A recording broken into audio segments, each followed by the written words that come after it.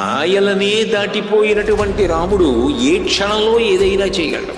కానీ ఇప్పటికీ ఆయన అంగీకరించలేని విషయం ఏమిటంటే రాముడు ధర్మం తప్పడం. ధర్మం తప్పకపోవడం అన్న మాట తనకి కాలం అనుకూలంగా ఉన్నంత కాలం ధర్మం తప్పకుండా ఉండడం కూడా గొప్పే. అది కూడా చిన్న విషయం కాదు. అన్ని విషయాలు అనుకూలించినన్నాళ్ళు ధర్మం పాటించడం కూడా గొప్పే నా దృష్టిలో. ఎందుకంటే ధర్మమునందు అనురక్తి ఉంటే కదూ కాలం కలిసి వచ్చినప్పుడు ధర్మం పాటించడం. దానికన్నా పై స్థాయి కాలం కలిసి రానప్పుడు కూడా ధర్మాన్ని పాటించడం. అది కౌసల్య చెప్పింది. యం పాలయసి ధర్మం త్వం ధృత్యాచ నియమేనచ సవై రాఘవశార్దూల ధర్మస్వామభిరక్షతు. ప్రాణములకే ప్రమాదం వచ్చిందన్నంత ఆపత్కాలంలో కూడా ధర్మాన్ని పాటించడం చాలా చాలా కష్టం.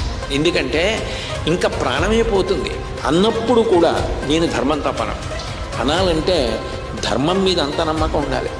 ధర్మం ఏమైనా ఎదురుగుండా వచ్చి నువ్వు ఇంత పాటిస్తున్నావు కాబట్టి నేను కాపాడతానని చెప్తుందా? ఏం చెప్పదు. కాబట్టే లక్ష్మణస్వామి అంతటి వాడు ఒక సందర్భంలో ఓ మాట అన్నాడు, నువ్వు నమ్మిన ధర్మం నిన్నేం కాపాడిందని అడిగాడు. అంటే ధర్మం మీద అంత నమ్మకం ఉండాలి.